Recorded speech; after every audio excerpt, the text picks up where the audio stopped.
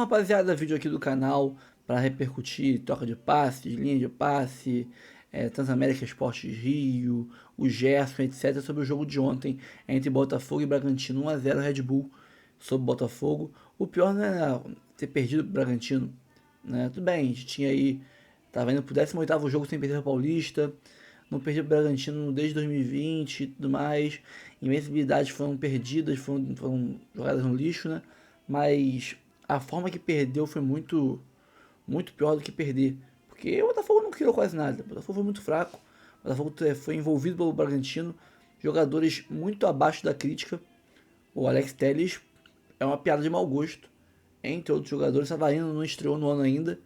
Né? E eu falei ontem aqui na live que pra mim era. Eu continuo achando que a culpa ainda é muito grande de quem montou esse elenco. Tá? Porque é um elenco cobertor curto, onde você não tem um meia reserva pro Savarino. Você precisa botar o Savarino na ponta esquerda porque os pontos não rendem.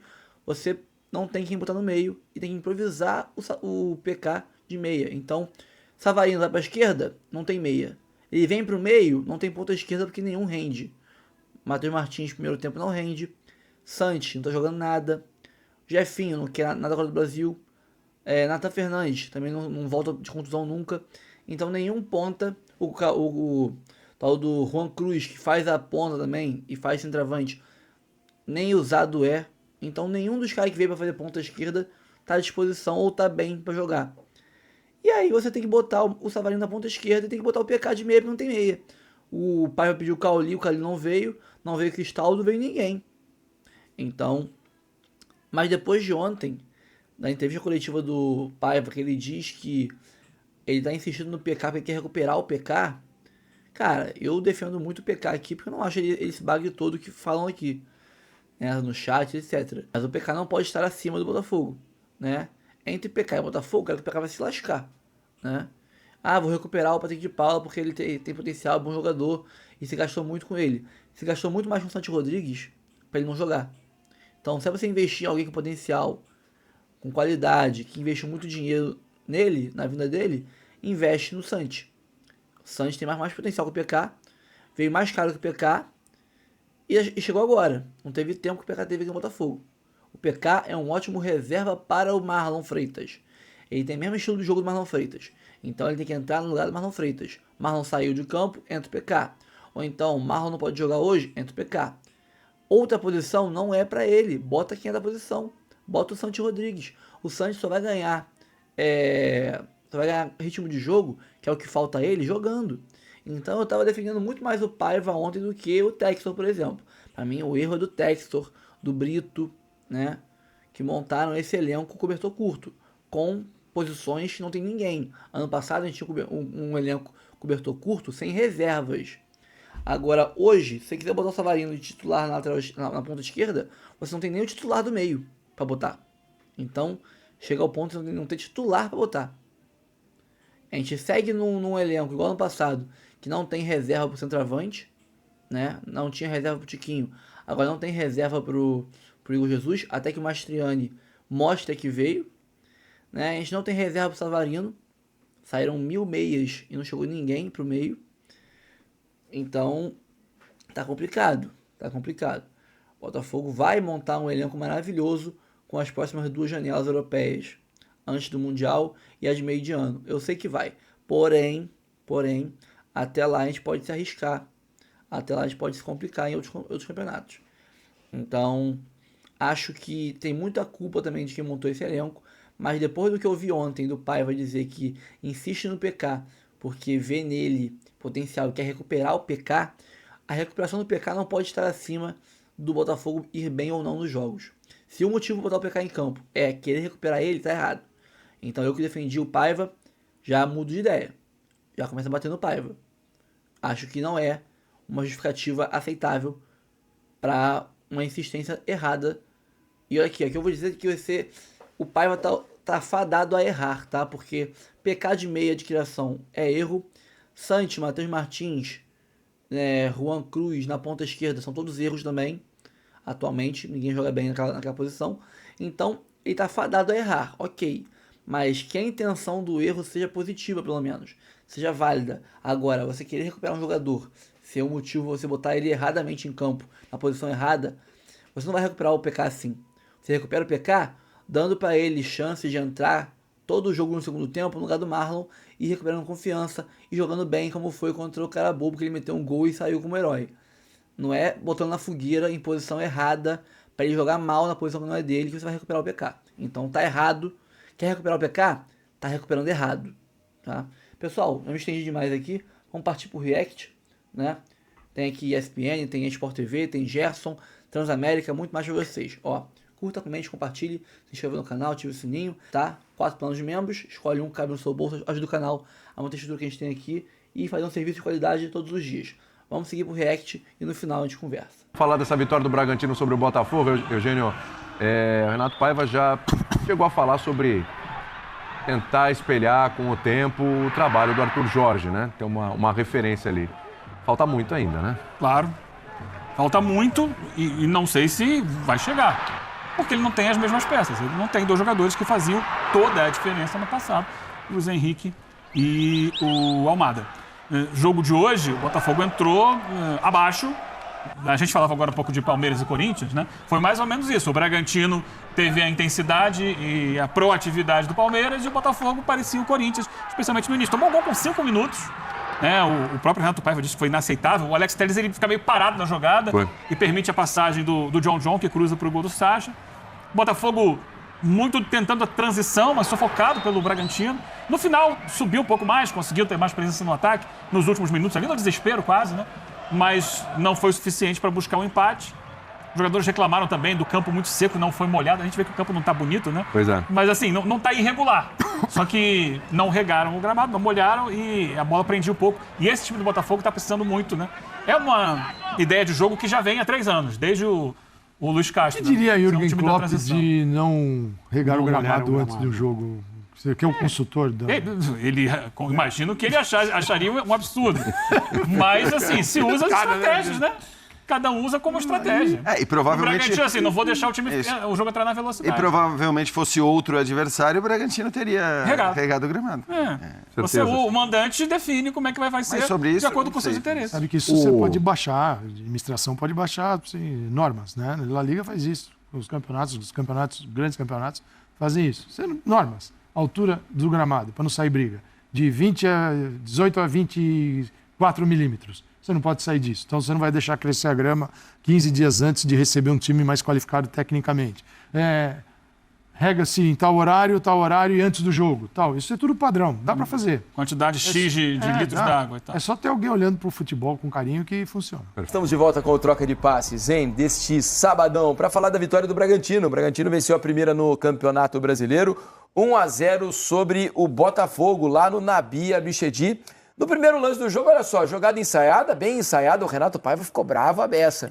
Disse que é uma jogada infantil, que o Botafogo acabou levando o gol nesse ensaio de escanteio. É até o maior culpado, né? Porque ele foi muito omisso ali na questão de não prever essa jogada, não antever, né? Pois e logo condicionou bastante o jogo esse gol cedo, né, Mansur? E o que mais condicionou foi a ótima pressão ofensiva do Bragantino, né? Principalmente no primeiro tempo. Muita dificuldade pro Botafogo sair de 3. Esse foi um dos curioso, lances que o Botafogo saiu da pressão. Curioso que esse lance, né, na trave, sai também de uma pressão feita pelo Bragantino, mas o Botafogo escapa. Escapa a partir do Vitinho pelo lado direito. Bater na trave. Isso. Ele acaba encontrando o Igor Jesus na frente. Mas no todo o Bragantino era o melhor time, né? O cenário do jogo ele não mudou muito até a metade do segundo tempo. O Renato Paiva faz 2 mudanças.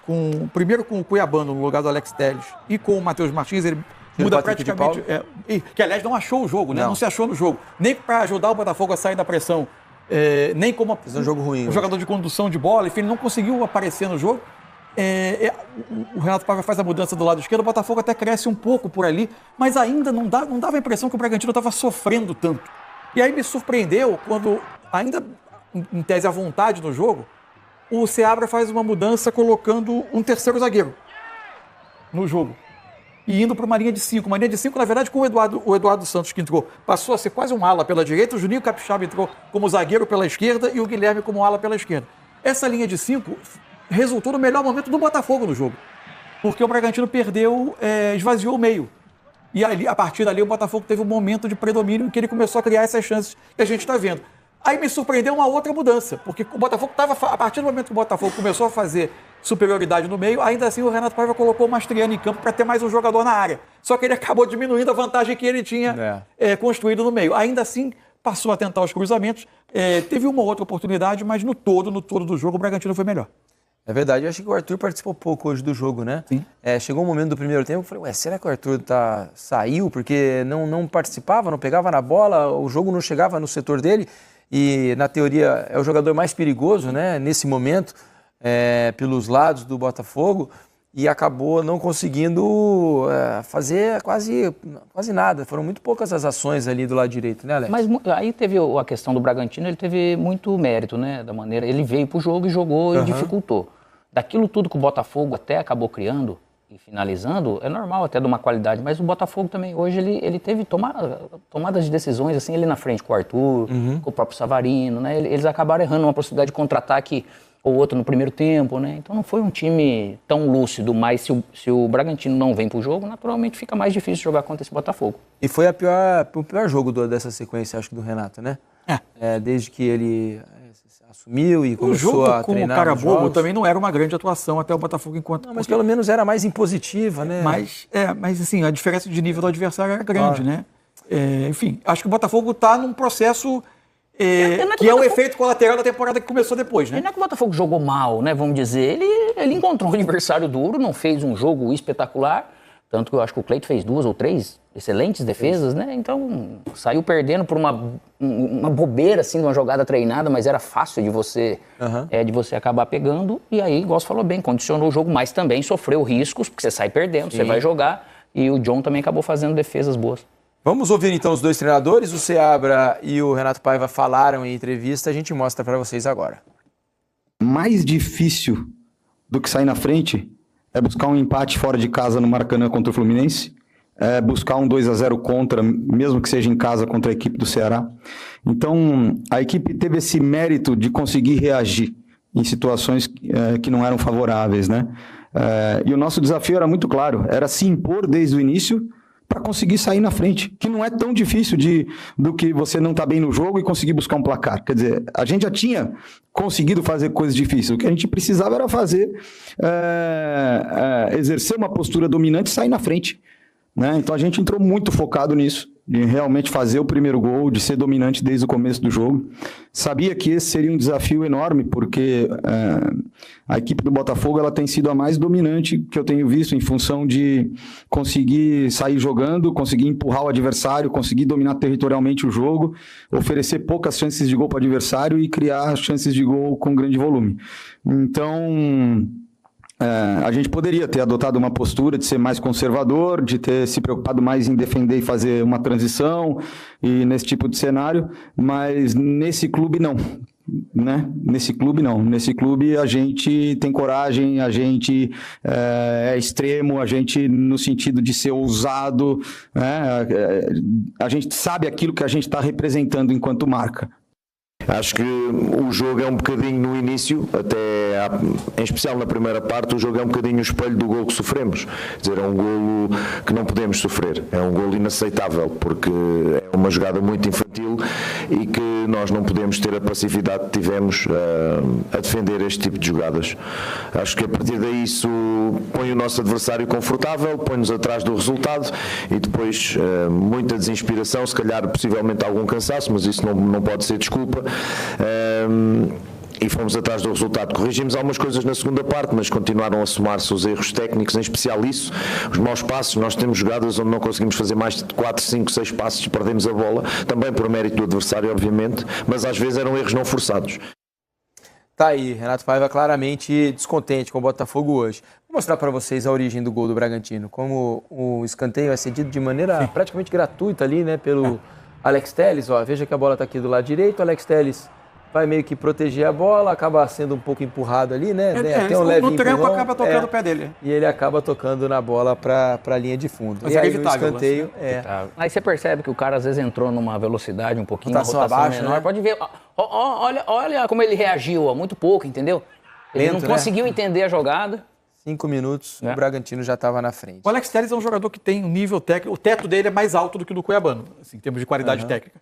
Agora, em algumas circunstâncias de jogos, o Cuiabano tem entrado e tem mudado característica de jogo. Tem entrado com muita agressividade pelo lado, em jogos que o Alex Telles tem tido uma oscilação. E acho que eles vão se alternar bastante aí ao longo da temporada, né? Bom, pessoal, então é isso. Curta, comente, compartilhe, se inscreva no canal, ative o sininho. Fico por aqui. Obrigado a todos. Até o próximo vídeo.